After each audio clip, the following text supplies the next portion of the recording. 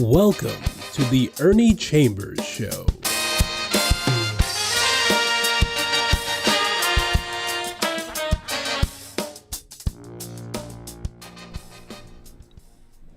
Brothers, sisters, friends, enemies, and fools. There are some fools out there, just like there are some of the others in that catalog.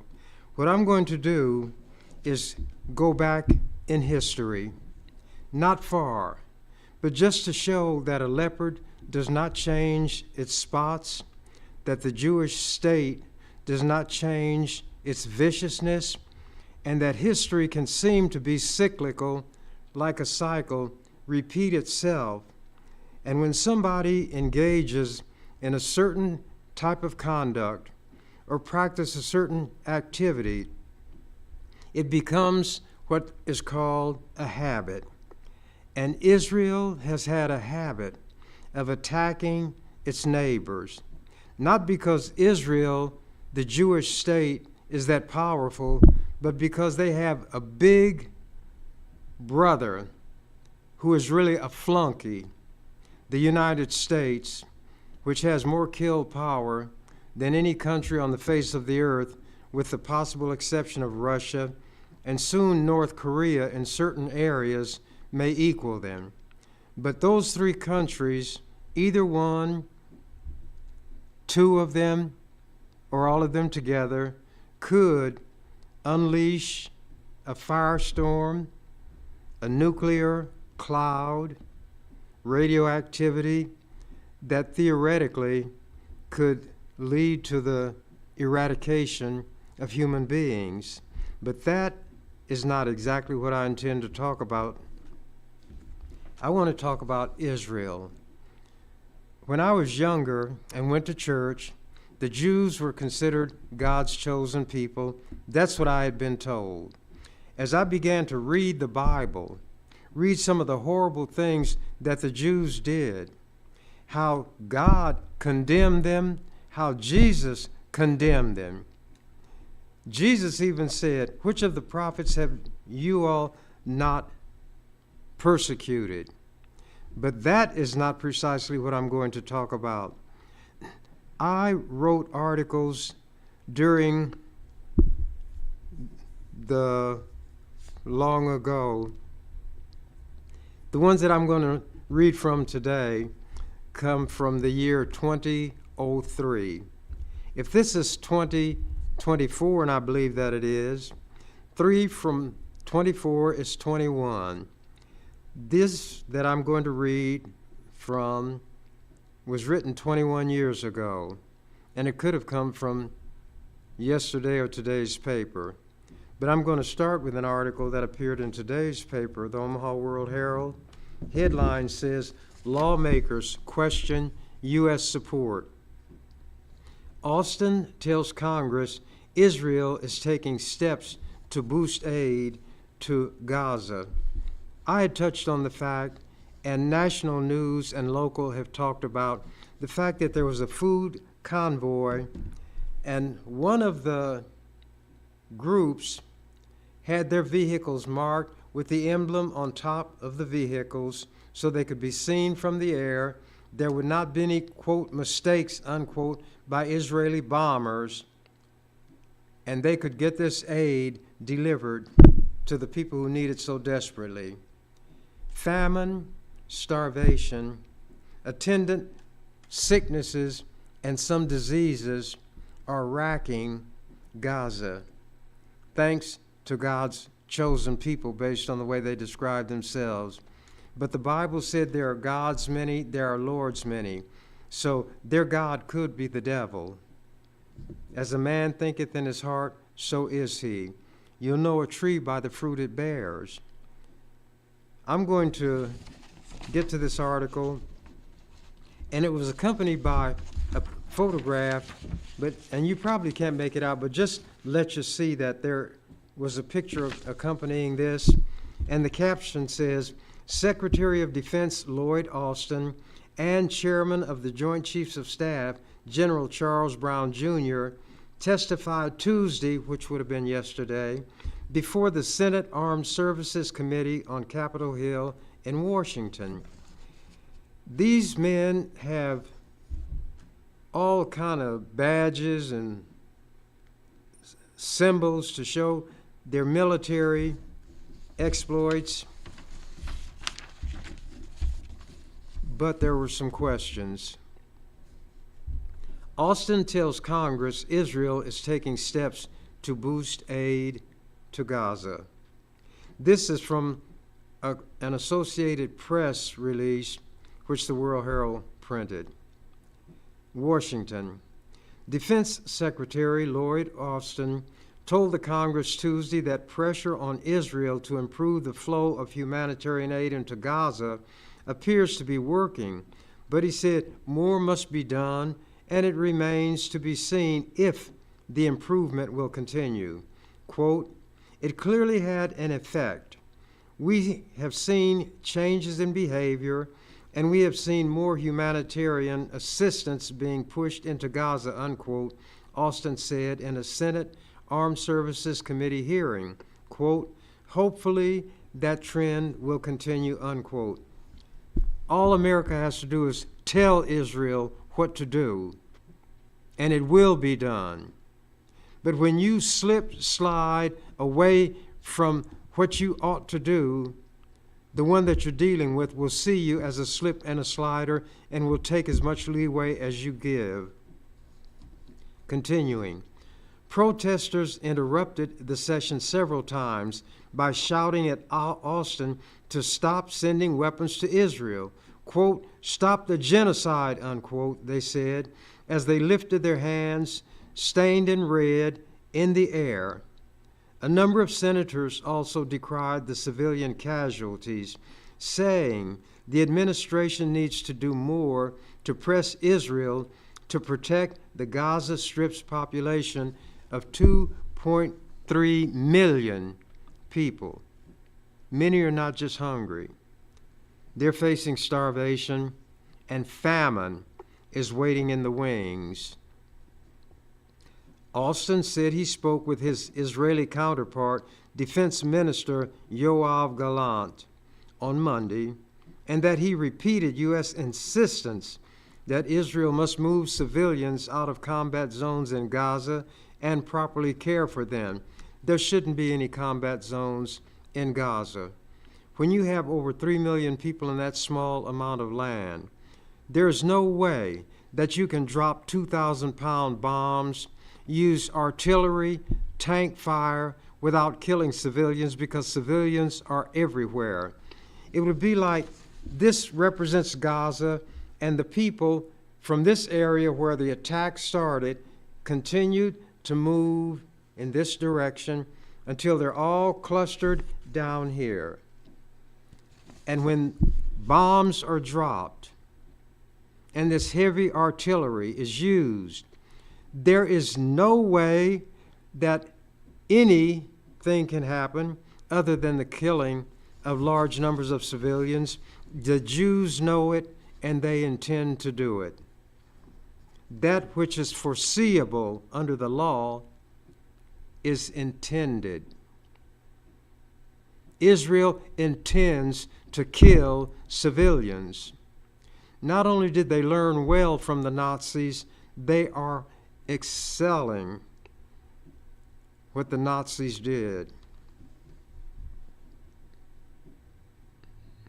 Austin and Joint Chiefs Chairman General Charles Brown Jr. testified on Capitol Hill about the Pentagon's $850 billion budget for 2025. But the hearing offered the first chance for lawmakers on both sides to question the Pentagon's top civilian and military leadership on the administration's Israeli strategy following the Israeli military's deadly strike on World Central Kitchen humanitarian aid workers in Gaza. And they knew what they were doing. There were, I think, about 7 vehicles. They were spaced many yards apart so that it would be clear that this was a convoy. The markings made it clear, even to those in the air, that this was a humanitarian effort. The Jews cannot say that the attacking of that convoy and killing of those people was an accident because of the large amount of space between each vehicle, and each one was struck in succession. This was intentional. It was murder. It violated the laws, the principles of war and international law. But since Israel is a client of the United States, who is going to put Israel into the dock and make them stand trial for the crimes that they committed, are committing, and have made it clear they intend to continue committing? Let what they are doing to these Palestinians be done to them. And they cannot say, the Jews cannot say, Hitler did worse things to them. Not so. Let me find my place.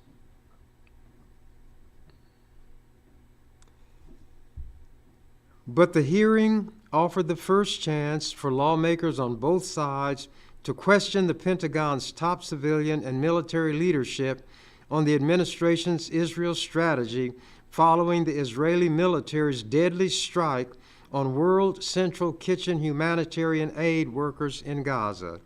That strike also led to a shift in tone from President Joe Biden on how Israel must protect civilian life in Gaza, and drove dozens of House Democrats, including former House Speaker Nancy Pelosi, to call on Biden to halt weapons transfers to Israel. Half the population of Gaza is starving and on the brink of famine due to Israel's blockades. Israel in recent days took initial steps to increase the flow of humanitarian aid into Gaza.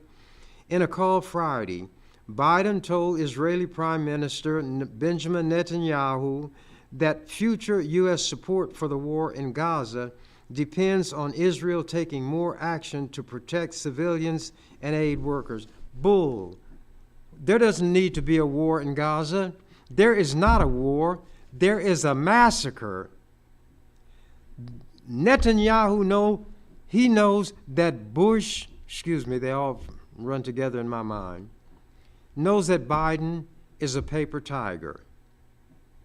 His bark, which is roo, roo, roo, is worse than his bite because he has no teeth. And Biden has said he'll continue sending these bombs, the missiles, the artillery to Israel, and the only thing they're going to be used for is to kill Palestinians. This is like something that may never have been witnessed in history on this scale. And it's under the auspices of what is supposed to be the most enlightened country on the face of the earth. And if America fits that description, or that description fits America, the earth and its people are in awfully bad shape. At the hearing, Austin also said the military is moving ahead with plans to build a pier off the Gaza coast to increase the delivery of humanitarian aid. Here is the big United States, and they've got to get Israel's permission to do anything. And now Israel is about to pull the trigger, perhaps on the beginning of a world war, by attacking a consulate where they knew Iranian diplomats would be, and there were some deaths. So Israel is provoking something because they know that they pop their finger and the boot-licking United States will come running. This is from an article that I put in the Omaha Star 21 years ago.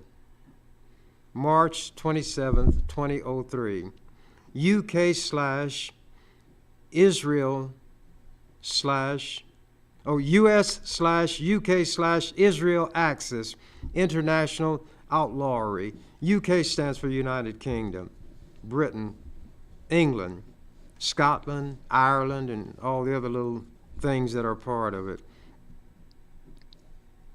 Under Bush unilateralism, the world is less safe, personal security is less, confidence in the future is less.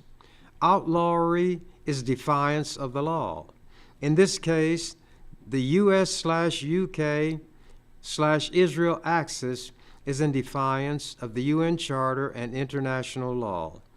By spitting in the face of the international community pursuant to its national security strategy, unilateralism, the United States isolates and brands itself a rogue nation. For example, Defense Secretary Donald Rumsfeld personifies U.S. arrogance and nose-thumbing by insulting France and Germany dismissively as old Europe, for refusing to mindlessly obey U.S. dictates to behave as stupidly as George Bush and the claque of racist white men and Zionist Jews surrounding him. NATO and the UN have been contemptuously dismissed as irrelevant for the same reason. When the UN goes along with U.S. wishes, it is the world's greatest organization whose integrity commands respect. However, when the UN Security Council, mindful of the UN Charter, international law, and the interests of their respective nations, disagrees with the U.S. American officials, angrily then holler, the UN is irrelevant.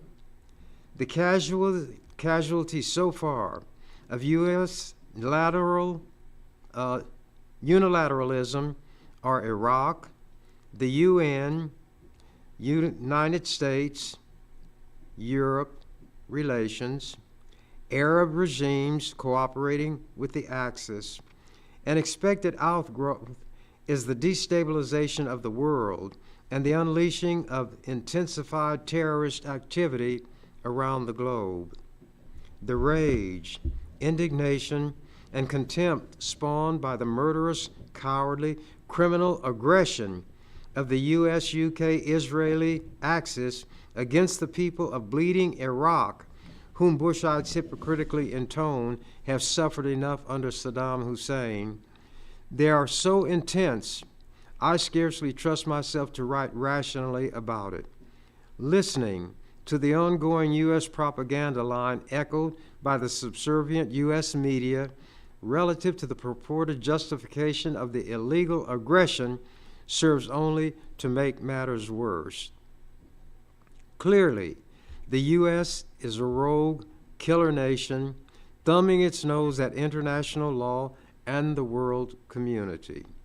Notwithstanding Bush's preposterous claim that the invasion, and this is about Iraq, that night they attacked Iraq with the bombers.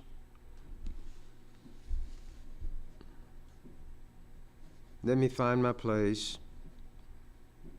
Bush's preposterous claim that the invasion is to, quote, disarm Iraq, free the Iraqi people, and save the world from terrorism, unquote. Liar, liar, pants on fire. First, no weapons of mass destruction, chemical, biological, or nuclear, have been shown to exist, thereby exposing the disarmed sham as a lie. Second, even the CIA has found no evidence that Iraq has been trained, has bred, trained, or exported terrorists. So, the terrorism lie is run to earth. No legitimate U.S. national interests are advanced by the invasion and conquest of Iraq. What then is the driving motivation behind the illegal aggression against Iraq? It is hydra-headed, meaning several heads. Hydra was that kind of monster from Greek mythology. Number one, the Bush family's personal vendetta against Saddam Hussein. He supposedly said somebody ought to kill Bush's father, and that caused the family to hate Saddam Hussein, and for that he and the Iraqi people had to suffer. Two, the lust of Bush's cronies for Iraq's oil. Three, bowing to Israel's demand for a U.S. military foothold in Iraq from which to attack Israel's designated enemies in the Middle East, and 4, unilateral adventurism and imperialistic aggression. Unremitting nighttime aerial bombardments. If you watched television at that time, the screen would be dark, you'd hear the planes roar, then you see all this fiery appearance along the horizon. That was the shock and awe. Unremitting nighttime aerial bombardments and missile attacks that are intended to and do sow terror among the Iraqi populace are not the behavior of, quote, liberators, unquote.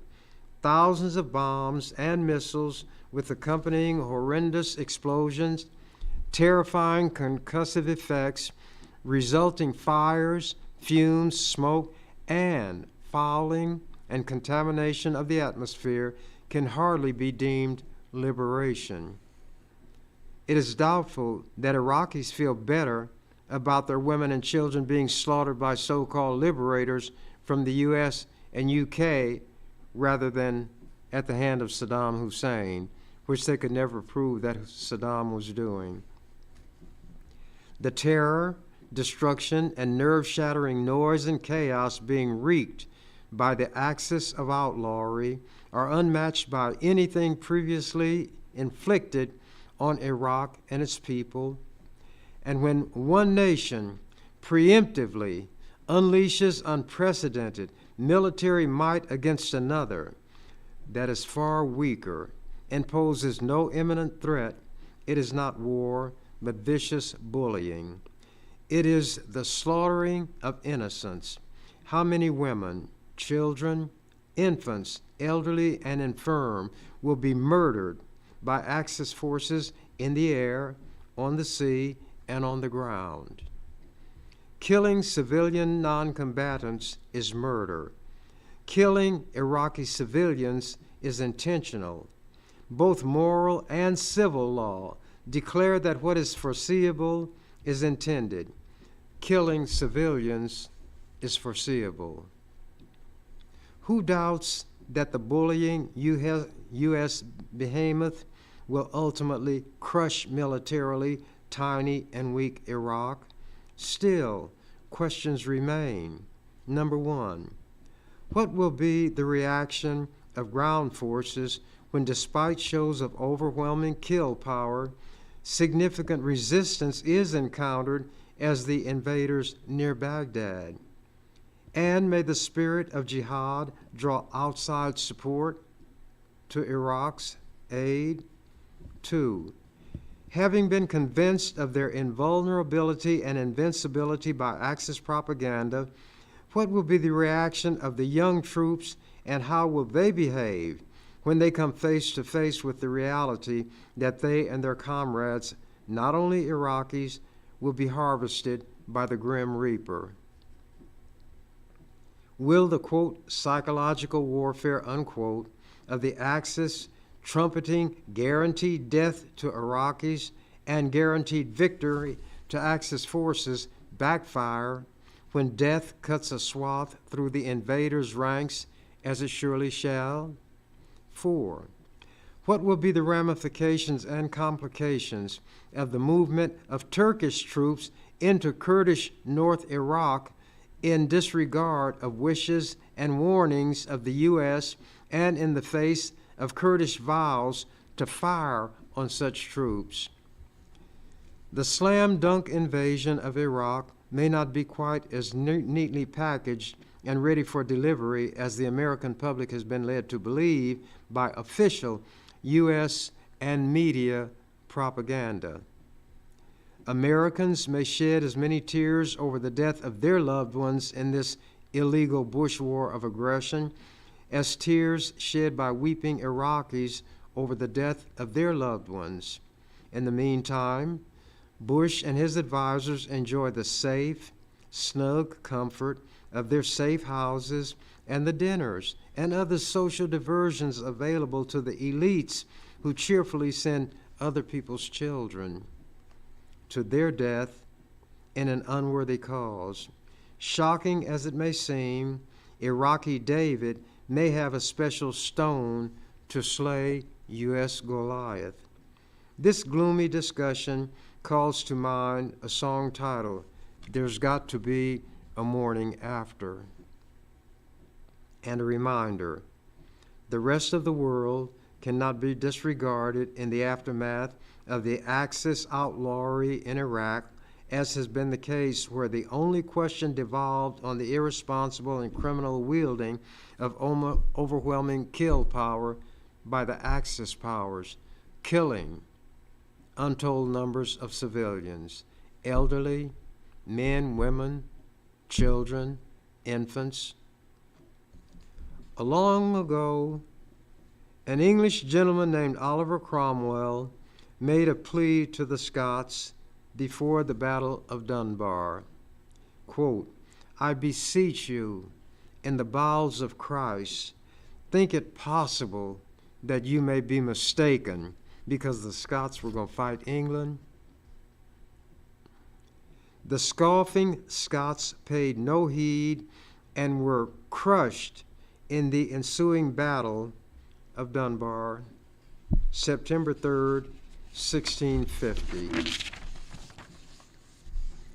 If only somebody could prevail on Bush to apply Cromwell's cautionary plea to himself as he blunders and plunges into the thicket of arrogant, irresponsible military unilateralism. The reason I'm going back is to show that what's happening today is just a part of the thread that reaches back some distance. Not quite so long ago, Otto von Bismarck became the first chancellor of the modern German Empire.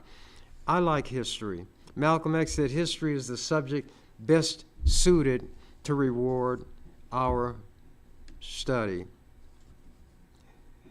He was the modern German Empire, 1871 to 1890. He has been memorialized with an adjective, Bismarckian, and that does not refer to the jelly donuts that we call Bismarcks. Bismarckian, which signifies aggressiveness in politics and diplomacy, is what Bismarckian meant. He won 3 wars and unified Germany, but his legacy, pursued by his successors, that Germany should be unmindful of the interests of every nation except Germany, led to 2 colossal defeats. Thus, the Bismarckian aggressiveness that united Germany and engendered an aggressive national spirit united the world against his successors and resulted in devastating defeats. People need to think about the consequences of their actions. Will the Bushites take heed? Today, weak Iraq. Tomorrow, who's next? With a little bit of luck, Bushian unilateralism may succeed spectacularly for a time, but when it falls in the long run, the failure will be catastrophic and terrible. Even now, bitter, sometimes violent protests around the world and in the U.S. against the Bush family's war and unilateralism are harbingers of more ominous things to come, with little consideration given to long-term consequences of that policy based solely on using the nation's overwhelming kill power to vindicate a family feud and Israel's aspirations in the Middle East. Bush has taken a fateful step which cannot be retracted. The die, as they say, is cast. I repeat, Bismarck won 3 wars that unified Germany, but left a legacy of aggression that led to 2 monumental defeats. I used to have a cable program through Fox and Cox, and the mayor and another fellow who used to work for KETV didn't like me and what I said, so they took the program off. This occurred March 17th of 2003. Last night, March 17th, they had talked about this policy of America called shock and awe. Following are some of my thoughts prior to the raining down of bombs and missiles on the people of Iraq. The U.S. shock and awe threat wilted into aw shucks. Last night, which was March 17th, 2003, I watched President Bush talk to the nation from a red-carpeted corridor in the White House. His expression resembled that of a deer in headlights. His weasel eyes had a staring, glittering aspect that made him appear to be either on drugs or lost in that fanatical fog of religious zealots. He has said God talks to him and tells him what to do. Such a delusion creates a dangerous, deadly combination when joined to U.S. kill power. Bush billed his speech, quote, the moment of truth. Instead, it was a quarter of an hour of platitudes, mental mush, foolish fanaticism, and nonsense that a speechwriter put together to cast Bush in the role of a messiah, a savior. As I watched that speech, it struck me as the most bizarre public spectacle I ever had witnessed. It was sheer madness. It was more like a parody, a caricature produced by Saturday Night Live than a real president with the power to destabilize the entire world. But there stood old Weasel Eye in the flesh, engaging in a towering bit of nonsense. He fell into the mode of old Western movies. Gunfight at the OK Corral, Gunsmoke, High Noon, John Wayne, Doc Holliday, John Wesley Hardin, Billy the Kid, the Dalton brothers, Jesse James, all rolled into one in his tortured little brain. Narrowing his beady weasel eyes into a hard squint, he peered into the camera and delivered the statement calculated to fix his place in history. Quote, Saddam, get out of town in 48 hours or I'm going to get you. And that goes for your kids too, unquote. This is you all's president. The rest of the world is shaking their head in amazement. A fool is abroad in the land. The U.S. is in the hands of a buffoonish madman. That speech convinced me that Bush is indeed suffering from messianic, they might say messianic, but the delusions of being a messiah. He truly believes himself to be the Messiah. Again, peering into the camera, he said, as if talking directly to the Iraqi people, as if they were watching him on TV instead of preparing to dodge U.S. bombs and missiles,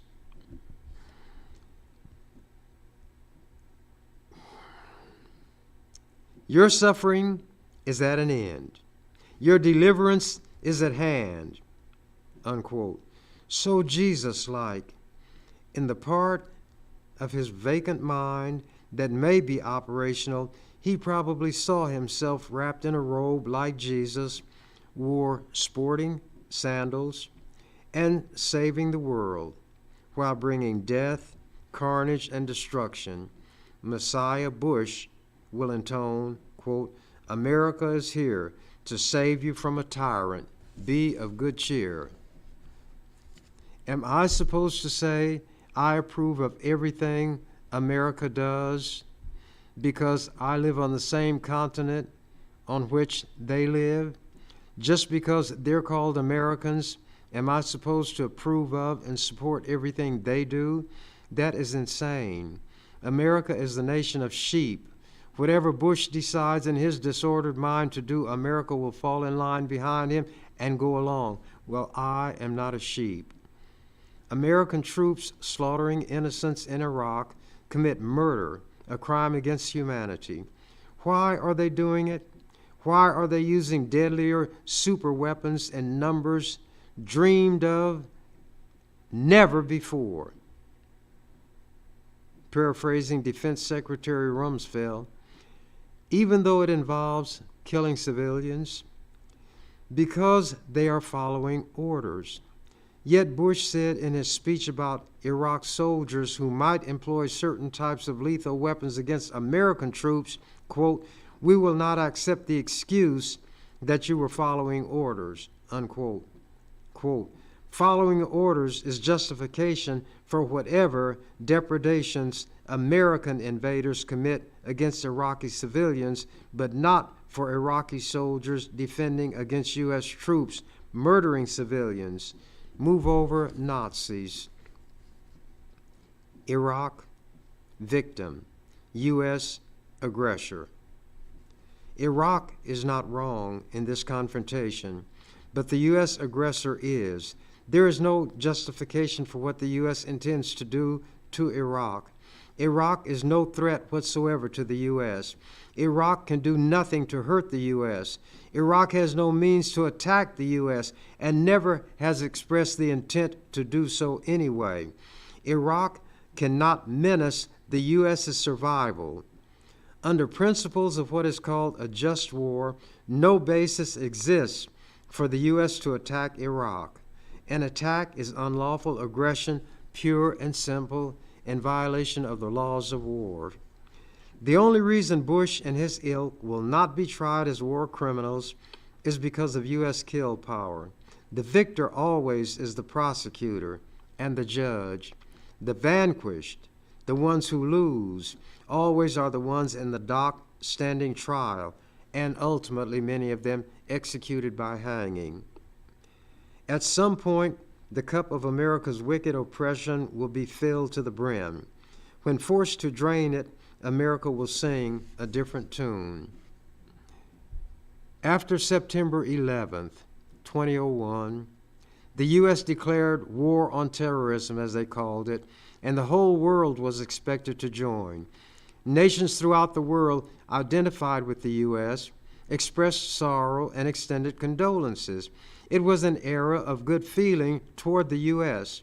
America was in a position to manifest some statesmanship, some maturity as a nation, and could have unified the world by showing respect and consideration for other nations, and could thereby have provided leadership.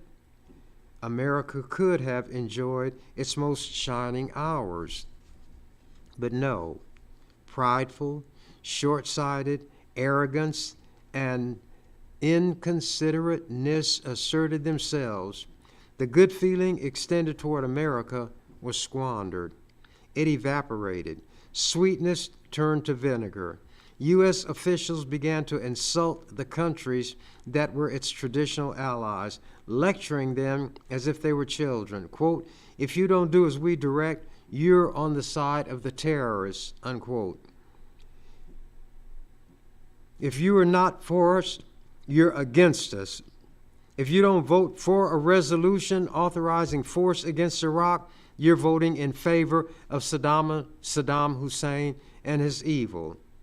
Old Europe scoffed at the adolescent attempt at child psychology. Their stance against America's foolhardiness was not a vote for Saddam.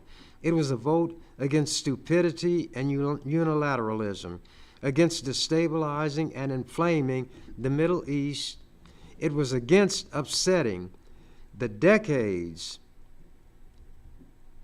of fragile political balance in the world.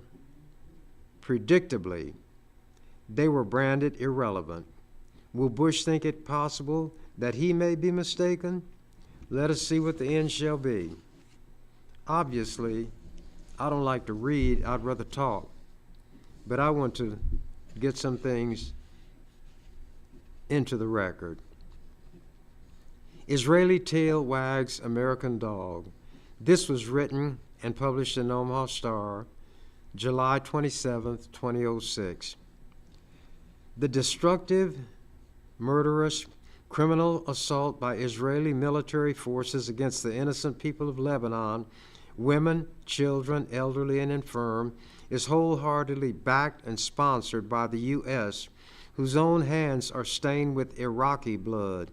The great Satan as America is known in the Middle East, just expedited a shipment of bombs, missiles, and other high-tech weaponry to its Israeli client for use against Lebanese civilians in a state-executed war of terror and mayhem against civilians. Isn't that what Israel is doing now? War crimes are perpetrated daily by Israelis against virtually unarmed people. The rabid Israeli tail, obviously, is wagging the complicit U.S. dog. And Iran has been handed a blood-drenched demonstration of why it had better develop the means, including nuclear, to defend and protect its people against Israel and its U.S. adventurism. I'm convinced that the murderous behavior of the U.S.-Israeli axis of terrorism is what provoked Russia within the past few days to back away from support of the U.S. proposed sanctions against Iran and to reevaluate the entire Iran nuclear question. And Iran did develop nuclear weapons thanks to what Israel was threatening and what America was backing them up in.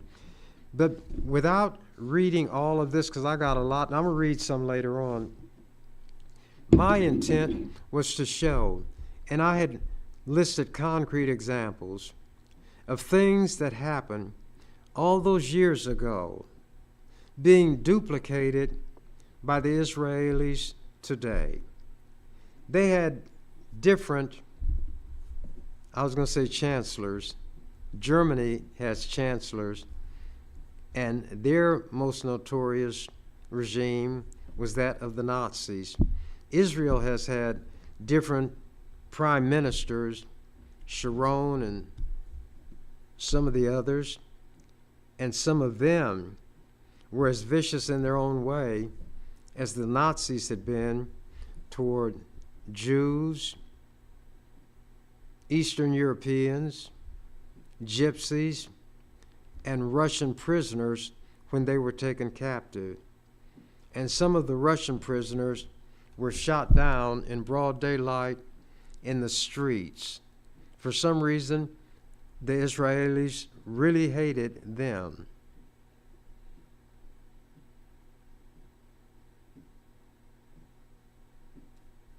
You thought I made a mistake, didn't you?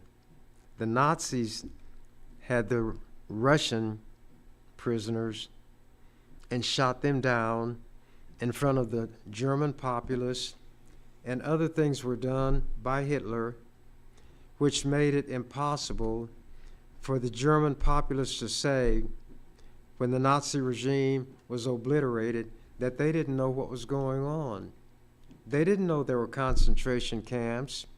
They did not know that there were extermination camps.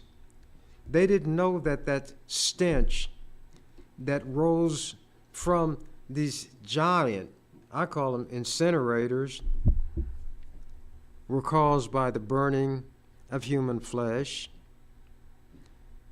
People who watch evil being done to others and don't take a stand against it, even by speaking against it, will find all kind of rationalizations that will enable them to say, I didn't know what was going on.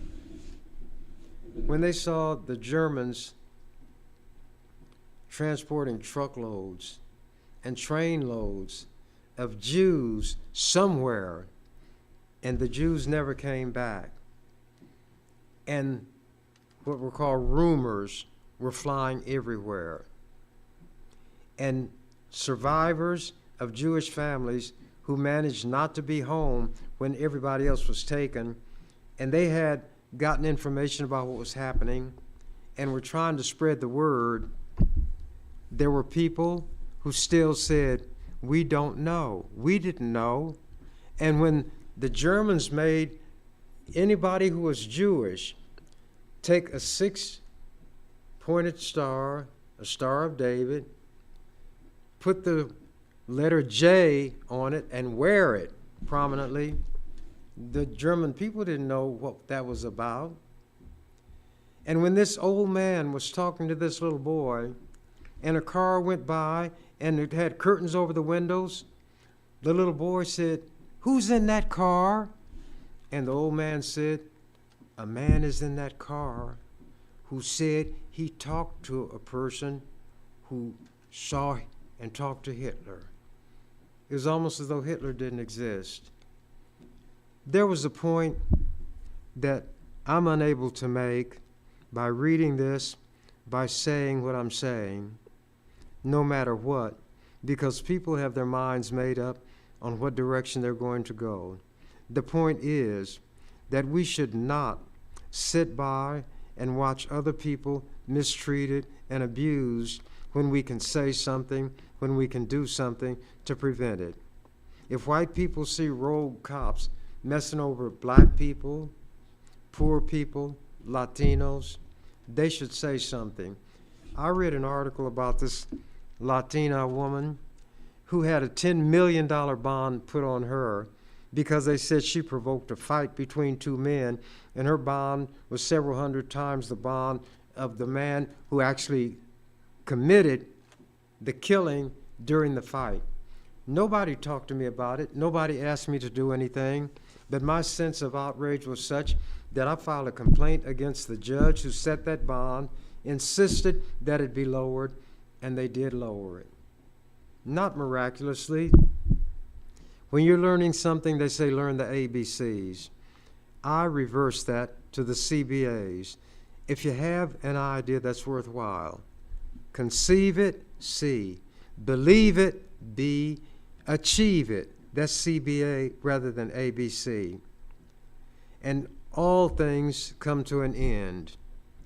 And my time here today is coming to an end. I must acknowledge that I did not get into the items I wanted to read. As I was reading, my mind was racing to other things that I would rather say, but I had promised to read. And as Abraham Lincoln said, the promise being made must be kept. Some people watching may rather have had me talk, explain, give my arguments than read from articles that were written. But the purpose of that was to show that what the Jewish state is doing now, they had done decades ago. They had done it down through the years to their neighbors, thanks to the backing of the great Satan, the United States. Israel couldn't do this on its own. They don't produce bombs. They don't manufacture airplanes or munitions. They get them from America. And everybody sees Joe Biden as a pussyfooting, mealy-mouthed, scaredy cat. He says Israel better not kill these civilians, yet they're going to continue shipping billions of dollars in military aid to Israel.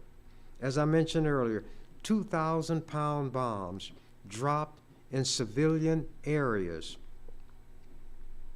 And Joe Biden is a president that people ought to have confidence in.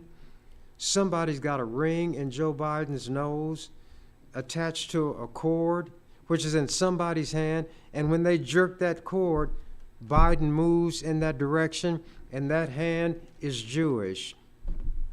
He's like Charlie McCarthy sitting on the lap of Edgar Bergen.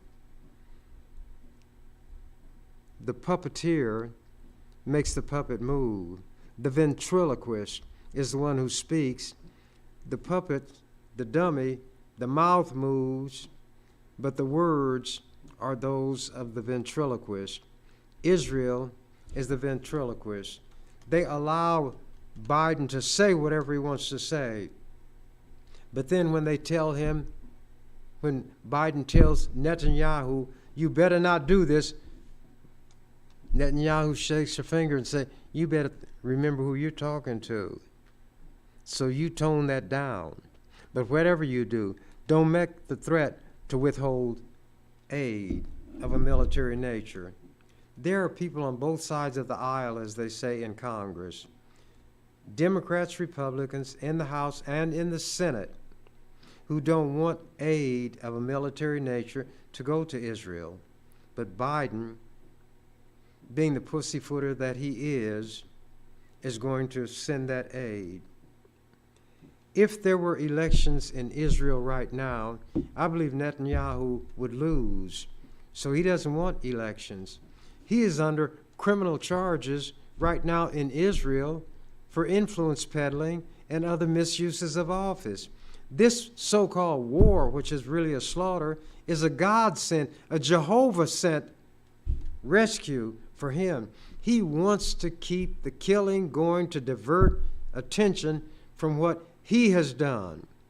If elections occurred, I say again, he would lose. Israelis are conducting demonstrations. Tens of thousands of people, it looks like, are in the streets. There are Israeli hostages that are claimed to be in the hands of Hamas. The relatives of those people are crying out saying, we want our relatives. Others, we want our friends. Others, we want our countrymen to be released. And we don't like this killing of civilians in the name of Zionism, in the name of Judaism. I am not one who will say that the Jews are getting what they deserve, because not all Jews are involved in what is happening. The ones who are responsible are the ones who drop the bombs, who pull the triggers, who do the killing. But because human beings tend to generalize and lump together, you'll hear that expression, the Jews, as though it's one entity. And I say again, if you have a Jewish friend, keep that person as your friend as long as he or she has done nothing to break the friendship. But don't fault that person for what's happening at the hands of the Israeli government. That person may be more opposed to it than some people in this country because they know it is a reflection on them and everything they believe in. And they wish that such a thing were not so. I don't know how much time I may have, but I'm going to presume that I've said enough, and a wise man knows when the time has come to maintain silence. So with that, I'll say au revoir. You've been watching The Ernie Chambers Show. If you'd like to leave suggestions, email us at ewcfacts@gmail.com. That's ewcfacts@gmail.com. This is an EWC Communication production.